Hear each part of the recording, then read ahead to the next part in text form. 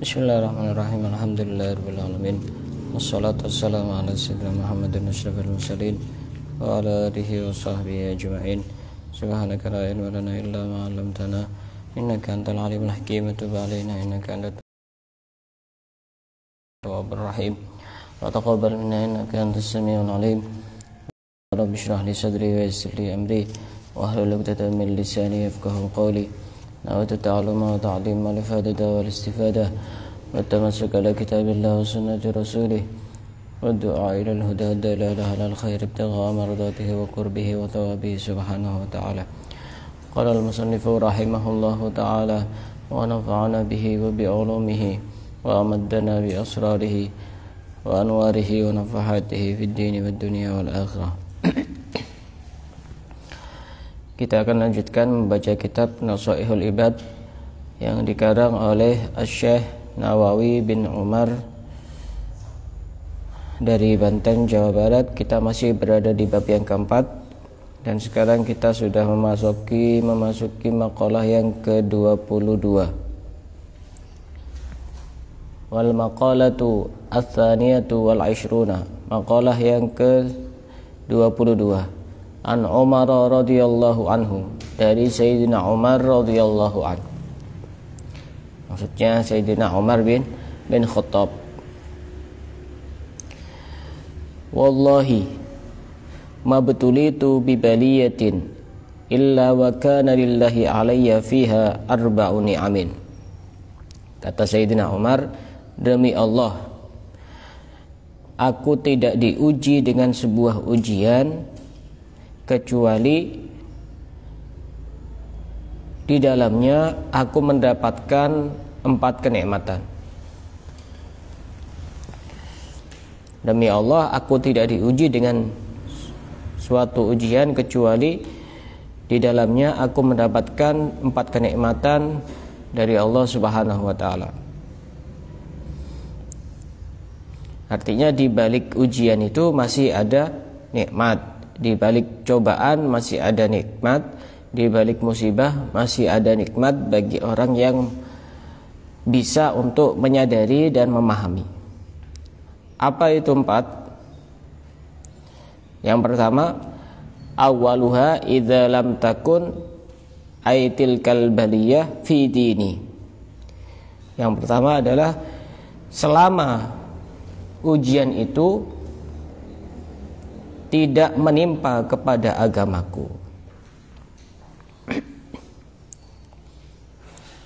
Awaluha idza lam takun aitil kalbaliyatu fi dini. Selama ujian itu tidak menimpa di dalam agamaku. Begini maksudnya. Di dalam hidup ini kan kita pasti akan mengalami 2 hal. Mengalami hal yang namanya kenikmatan, mengalami hal yang namanya ujian, cobaan, musibah. Tapi bagaimana caranya kita menyikapi ketika kita sedang tertimpa cobaan, ujian, musibah?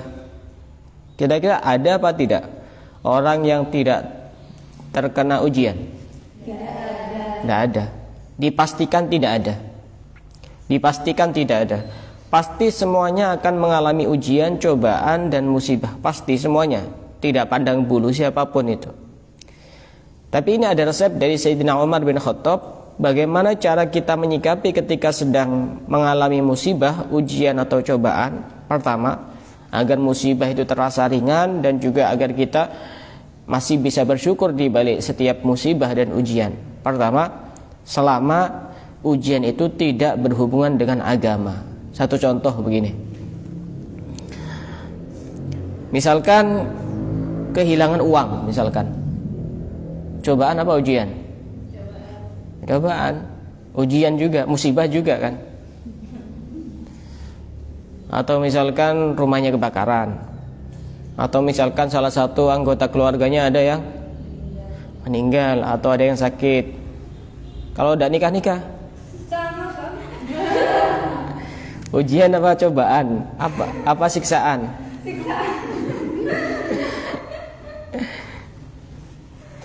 Contoh begitu, uangnya hilang, dirampok sama orang, dicuri sama orang, dimaling sama orang misalkan.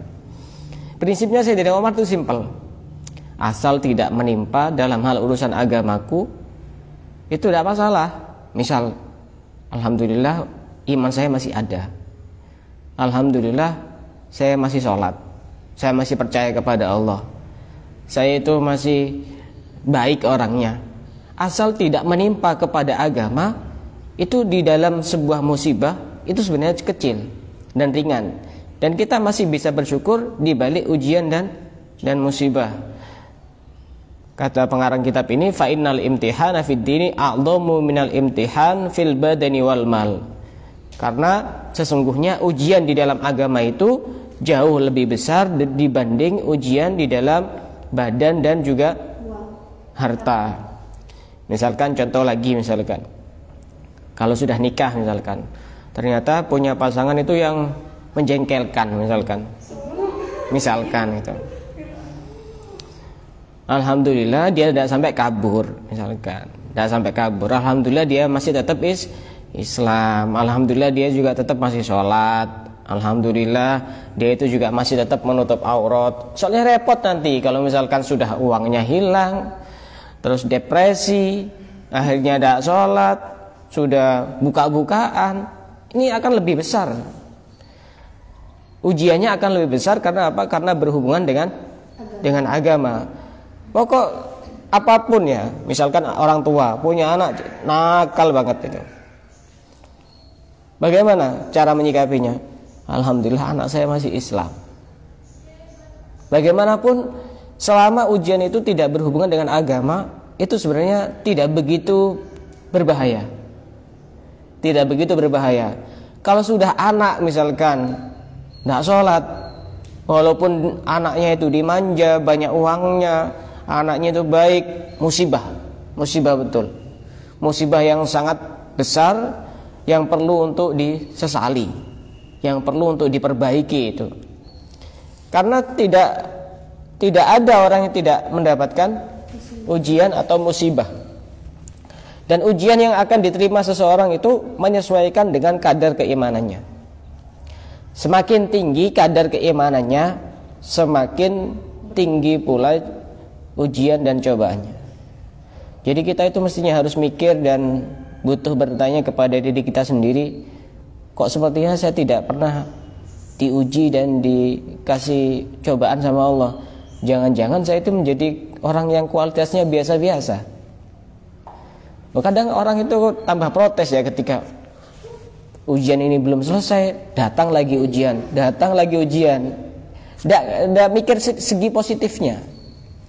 Dia itu mestinya harus mikir bahwa memang Allah itu akan menguji seseorang sesuai dengan kadar keimanannya. Nabi ujiannya ya pasti lebih berat dibanding orang biasa, pasti itu lebih berat dibanding orang biasa. Misalkan ustadz, kiai, itu juga pastinya ujiannya lebih berat dibanding orang biasa, pasti itu. Kalau pengen jadi pohon yang tinggi, resikonya tertiup angin yang kencang. Masa ada pohon pendek pas ada angin besar itu? Enggak ada. Resikonya besar. Tapi kalau pengen jadi rumput, resikonya diinjak-injak. Hidup semuanya beresiko. Tidak ada yang tidak beresiko, semuanya beresiko. Mau jadi apa saja, mau jadi mahasiswi, mau jadi santri, mau jadi tukang becak, mau jadi pedagang, mau jadi guru, mau jadi karyawan, semuanya beresiko. Dan kita harus sadar bahwasanya setiap apapun yang menyakitkan kita, itu sebenarnya Allah menggugurkan dosa-dosa kita. Ini ditegaskan oleh satu hadis Nabi, mayusibul mu'mina min nasabin wala wasabin wala hammin hatta syaukatu yushakuha illa kaffarallahu bihi min sayyi'atih. Tidak mengenai seorang mukmin dari kelelahan, kesulitan, kesusahan, mikir yang banyak, atau walaupun sampai terkena duri sedikit pun sehingga dia merasakan sakit, itu pasti ada dosa yang dikurangi. Jadi kesulitan dan kesumpekan kita itu bukan berlalu sia-sia. Kita kok kayaknya ditakdirkan Allah harus mikir ini, harus mikir itu, kita kan susah, banyak pikiran. Itu kalau kita tahu ilmunya, oh berarti saya ini mungkin banyak dosanya, sehingga saya diperintahkan oleh Allah untuk banyak mikir, banyak susah. Iya, mikir. Misalkan juga diputus sama pacarnya misalnya, jadi mikir terus dia. Itu bagus. Pokoknya yang menyusahkan kita itu, di sisi lain ada hal yang membahagiakan. Apa yang membahagiakan? Dosa-dosa kita itu digugurkan oleh Allah. Apakah ada orang yang lebih beruntung dibanding orang yang diampuni dosa-dosanya? Walaupun orang itu memiliki dunia dan seisinya, tapi dosa-dosanya tidak diampuni oleh Allah, dia menjadi orang yang rugi. Menjadi orang yang rugi. Rugi di dunia, rugi di akhirat. Jadi kata kuncinya itu, kalau kita terkena ujian, kalau kita mengalami cobaan, musibah, prinsipnya sebagaimana yang dinyatakan oleh Sayyidina Umar, aku masih bisa merasakan kenikmatan selama ujian itu tidak menimpa dalam hal urusan agamaku. Tidak nikah-nikah misalkan, alhamdulillah masih istiqomah jadi ilmu, kan begitu. Nah, nikah-nikah misalkan, masih sholat, masih ini, masih dekat dengan orang yang berilmu, alhamdulillah. Ada banyak cara untuk kita bisa bersyukur. Dan bahkan dulu itu ada satu cerita, ada Nabi Isa alaihissalam pernah menjumpai ada orang itu yang sudah tersungkur di satu jalan. Kemudian orang itu stroke dan orang itu buta. Kemudian Nabi Isa itu mendengar dari orang itu satu ucapan yang luar biasa. Alhamdulillah, segala puji bagi Allah yang memberi aku kesehatan. Memberi aku kesehatan. Padahal dia stroke dan buta. Sehingga Nabi Isa itu penasaran, loh, sehat yang bagaimana? Kamu ini kan buta juga stroke. Buta kan tidak bisa melihat apa-apa, stroke juga tidak bisa apa-apa. Orang ini menjawab, Allah masih memberi aku lisan yang bisa bersyukur, bisa memuji kepada Allah, dan hati juga yang nyambung kepada Allah. Kalau kita tahu ilmunya, kita bisa masih bersyukur di setiap keadaan, walaupun dalam kondisi yang terpuruk. Satu contoh lain. Pernah saya ceritakan juga, di Jawa Tengah itu ada seorang kiai namanya Kiai Arwani Kudus, yang punya pondok tahfidz besar di Kudus itu. Muridnya ribuan itu. Pondok tahfidz, khusus tahfidz itu. Beliau pernah suatu ketika dulu perjalanan ke luar kota, kemudian ngajak santrinya, tapi naik kendaraan umum, naik bis. Waktu di terminal, ternyata kiainya dicopet sama orang. Ya, namanya di perjalanan orang kan sudah tidak lihat ini kiai apa ustadz apa orang biasa. Yang penting kan ada yang mau dicopet kan, ya langsung disikat saja kan. Disikat saja. Akhirnya diambillah itu uangnya Kiai Arwani itu. Akhirnya santrinya itu yang ikut Kiai Arwani itu marah-marah, dikejar akhirnya. Tapi dilarang sama Kiai Arwani. Oh, kurang ajar itu, masa kiai kok dicopet? Apa dia tidak ngerti kalau ini kiai besar gitu. Kiai Arwani cuma bilang begini, alhamdulillah. Loh, kok alhamdulillah Kiai? Iya, alhamdulillah saya yang dicopet, bukan saya yang menjadi pencopet. Kan benar ya? Benar. Coba kalau seandainya yang jadi pencopet, berarti kan dosanya banyak, dosanya besar. Kalau yang dicopet, berarti dia termasuk masih orang yang baik, kan begitu.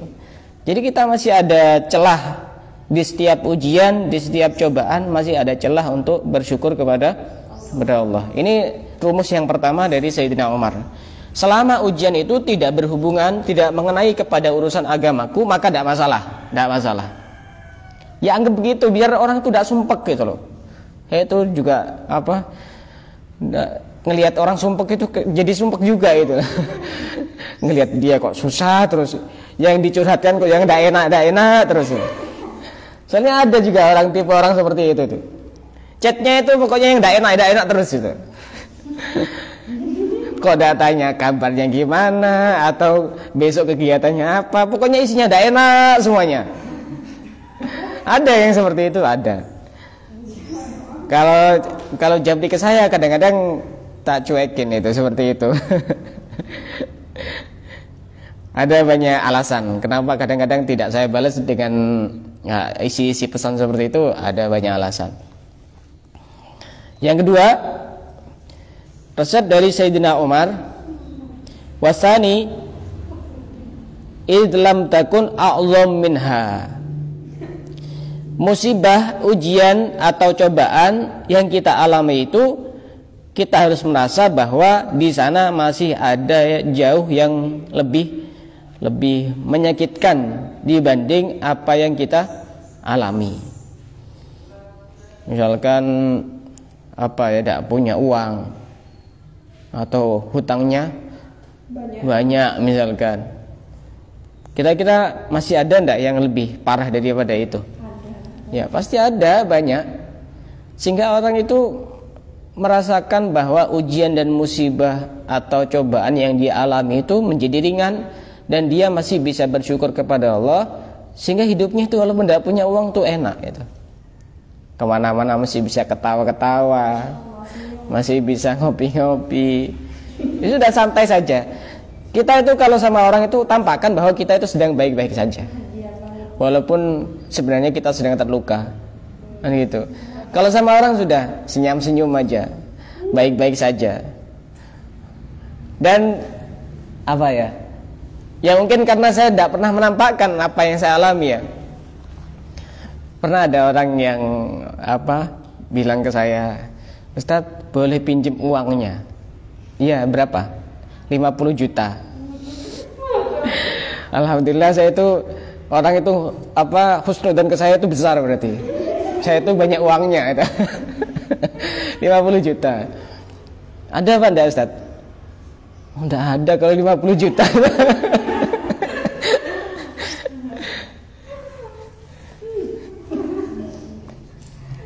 Terus ada juga yang menawarkan sebuah pekerjaan itu artinya dia pengen kerja ke saya, dan kemudian saya gaji gitu. Terus pengennya digaji sebulan berapa? Ya ini 3 juta. Gaji saya aja itu 1 juta sebulan itu. Ya bukan curhat. Saya itu sebenarnya kalau sama orang itu kayaknya saya itu orang yang happy, orang yang kayaknya bahagia, tidak punya masalah ya. Ya padahal ya tidak ada orang yang tidak punya masalah, tidak ada. Ya kita tampakkan begitu saja ke orang-orang itu. Kita sedang baik-baik saja, walaupun sebenarnya kita hancur, terluka gitu.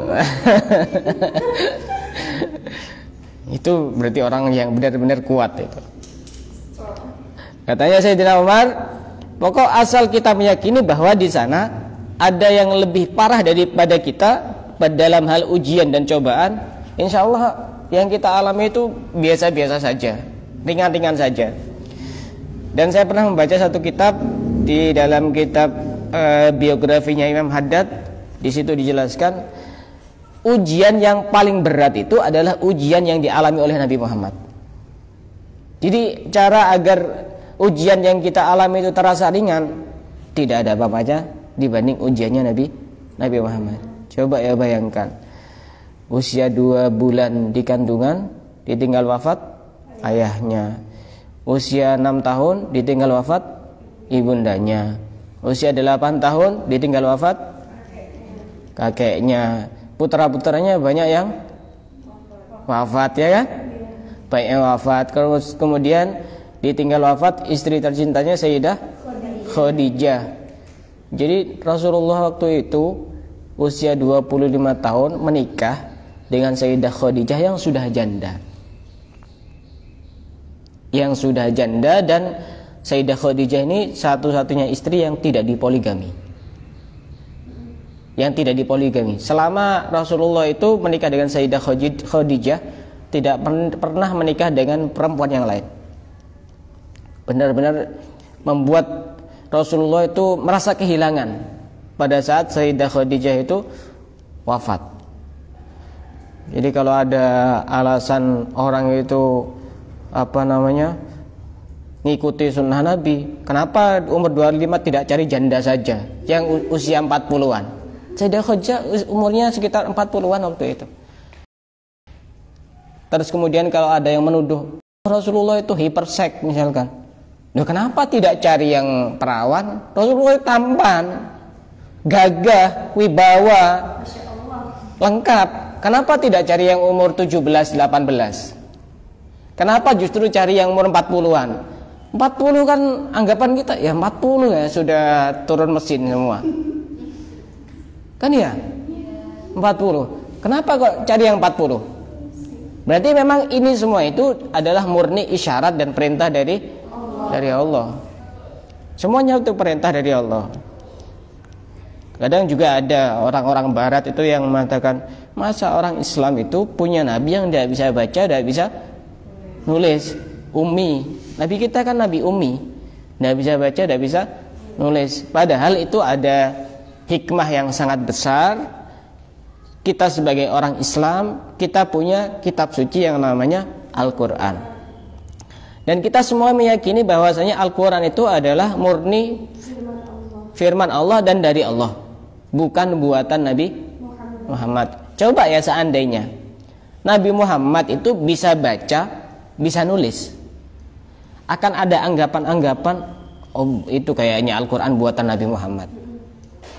Kemudian Nabi Muhammad itu kan orang manusia. Manusia itu bisa salah. Berarti Al-Quran bisa salah. Itu hikmah terbesarnya. Al-Quran bisa salah kan akhirnya. Kalau seandainya Nabi Muhammad itu bisa baca dan bisa nulis. Makanya waktu Nabi Muhammad mendapatkan wahyu Iqra, kata malaikat Jibril, Iqra ya Muhammad, ma'ana biqari'in, aku tidak bisa membaca. Tapi tetap disuruh Iqra. Dari situ juga ada pelajaran besar yang bisa kita ambil, bahwasanya membaca itu tidak harus di kertas, membaca tidak harus di buku, membaca tidak harus di kitab. Kita bisa membaca di sekeliling kita, melihat ada orang baik, oh, kita mendapatkan pelajaran bagaimana cara kita bisa meniru kepada orang tersebut. Melihat ada orang yang tidak baik, kita mendapatkan pelajaran, kita jangan sampai menjadi orang seperti itu. Jadi membaca itu ya umum, tidak harus melalui tulisan, bisa dengan membaca lingkungan. Itu yang kedua. Yang ketiga, wasalisu illam takun muharrimur ridha.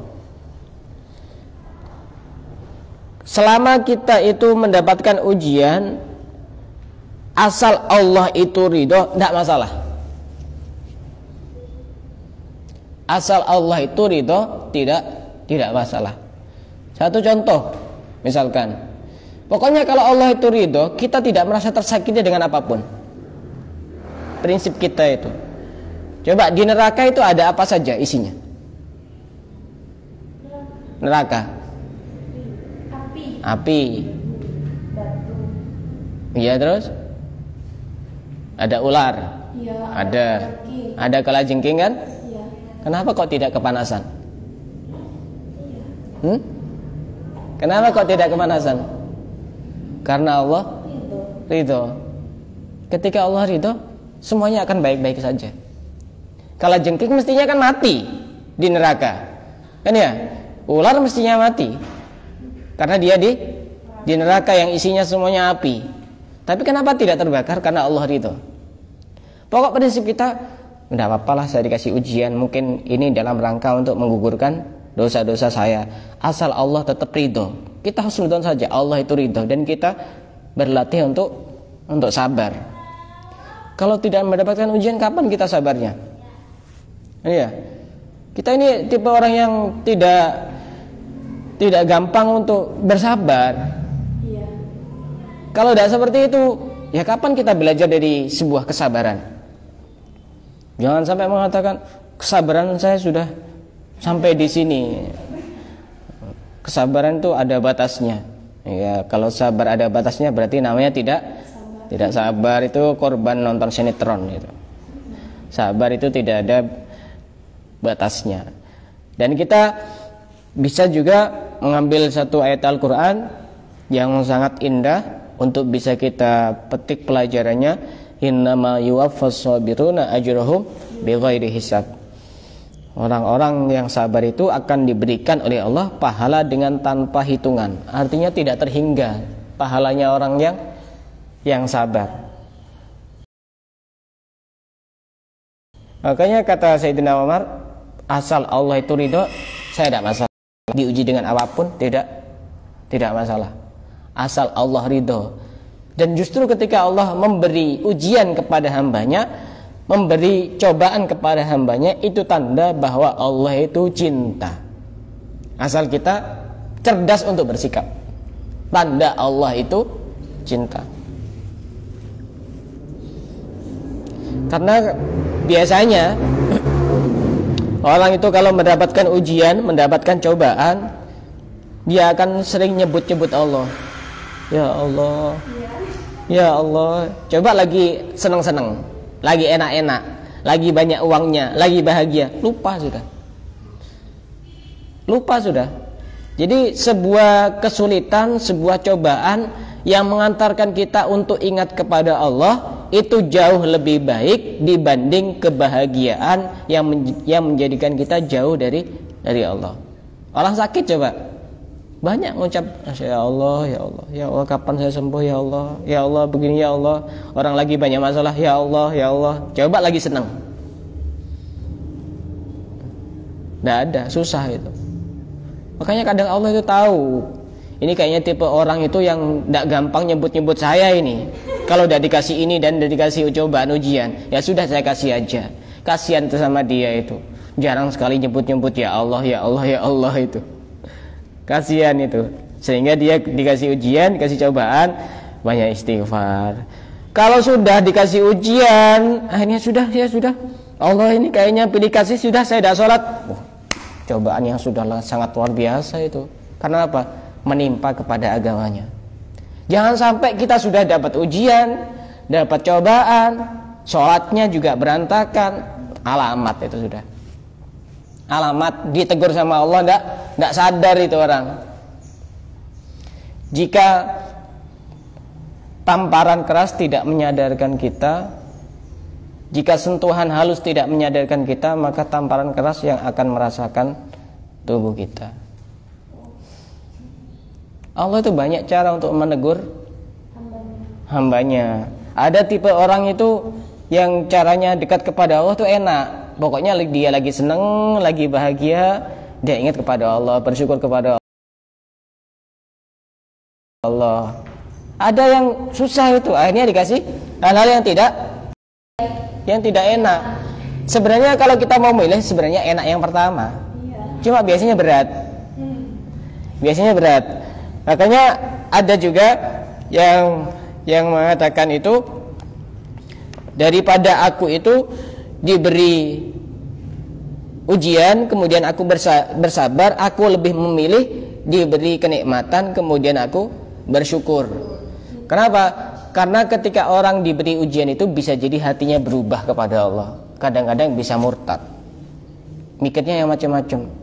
Kenapa ya? Allah ini kayaknya pilih kasih. Saya sudah banyak sholat, saya sudah rajin ibadah, kenapa kok tetap dikasih ujian, dikasih cobaan? Kalau kamu tidak pengen dikasih ujian, kamu jangan di dunia. Dunia memang tempatnya tidak ada orang yang tidak kena ujian, tidak ada. Kalau tidak pengen mendapatkan ujian, jangan di dunia. Kemana? Ke surga. Tapi tipe kamu kayaknya tidak pantas ke surga, soalnya tidak sabaran. Kan ya, tidak sabaran itu. Itu resep yang ketiga.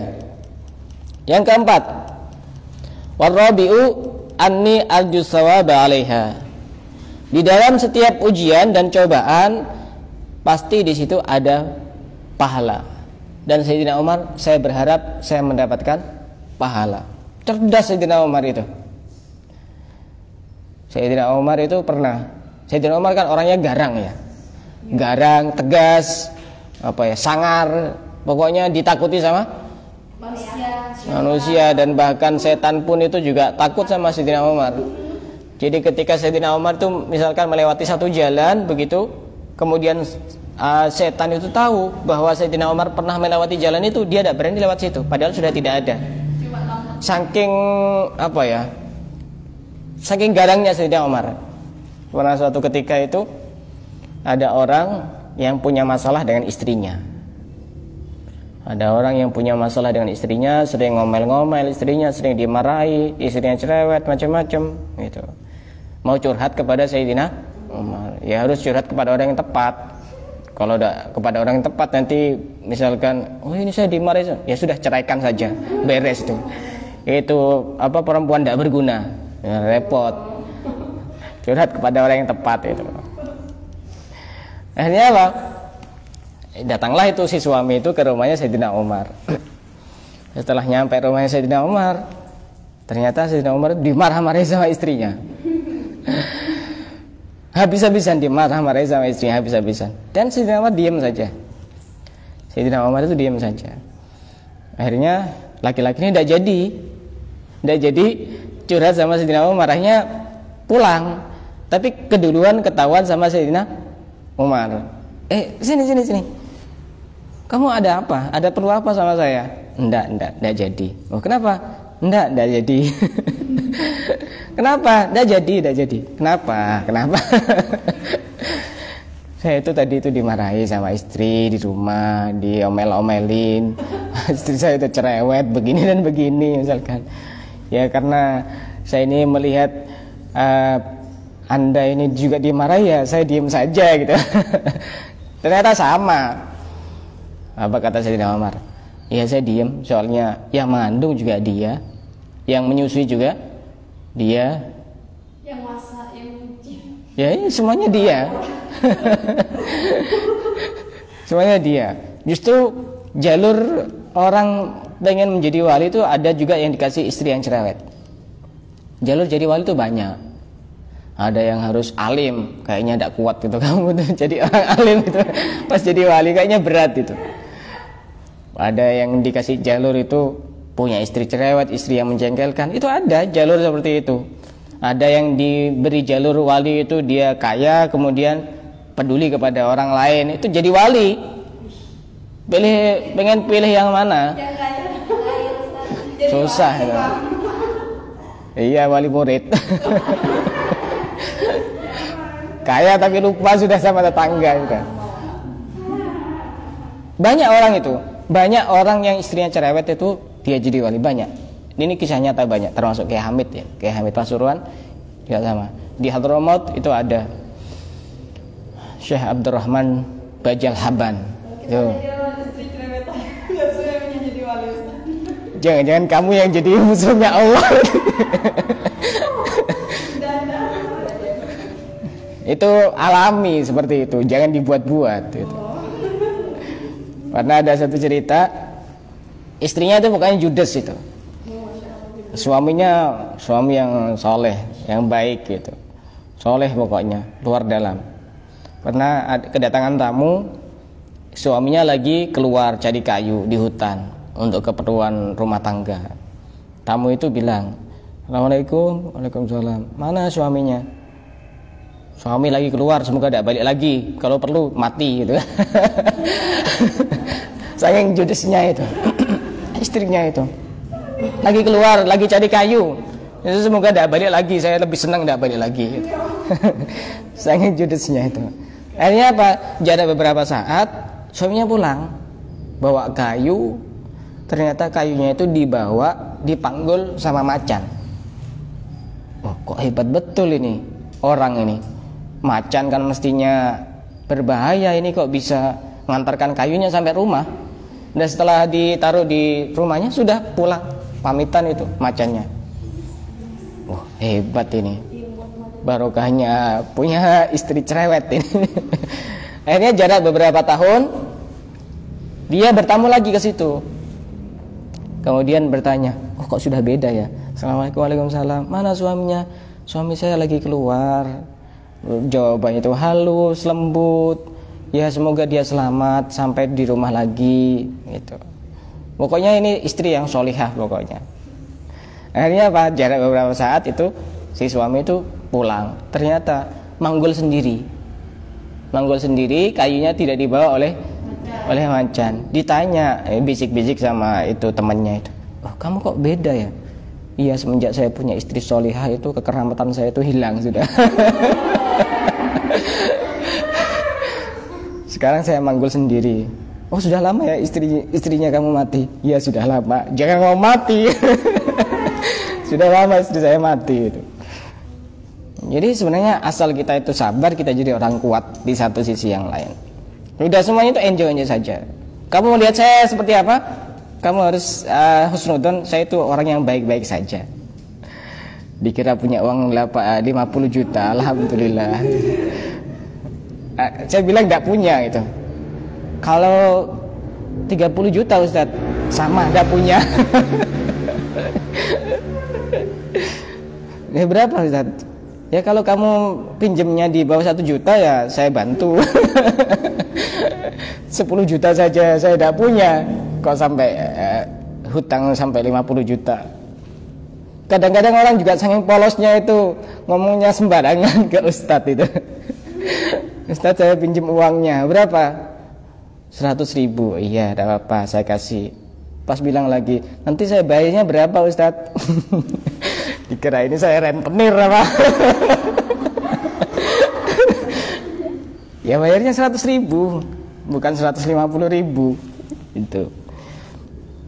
Jadi ada empat resep dari Sayyidina Umar ketika kita mendapatkan ujian dan cobaan, sikap kita bagaimana agar ujian itu terasa ringan dan kita masih bisa bersyukur di balik ujian dan cobaan. Pertama, selama ujian itu tidak menimpa kepada agamaku, tidak masalah, aman-aman saja, saya baik-baik saja, tidak masalah. Kedua, pasti di sana ada ujian yang jauh lebih berat dibanding apa yang saya alami. Oke, tenang-tenang saja, saya baik-baik saja. Ketiga, asal Allah itu ridho, sudah aman, saya tidak masalah. Dikasih ujian, sholat saya masih tetap jalan, saya tetap sabar, saya tetap masih cari ilmu, tetap melakukan kebaikan, sudah tidak masalah. Yang keempat, apa? Di dalam ujian itu ada pahala, asal sabar. Kalau tidak sabar, ya tetap ada dosa yang dikurangi, tapi tidak begitu banyak. Pasti ada banyak hal di balik setiap kesulitan. Dan yang harus kita pahami bahwa kesulitan pasti ada akhirnya, cobaan pasti ada akhirnya. Kebahagiaan juga sama, di dunia tidak ada yang abadi. Ya, dari sini ada yang mau ditanyakan? Silakan. Yang mau bertanya silakan. Iya. Gimana caranya menyikapi orang yang memberi kita pujian dan tidak menunjukkan respon?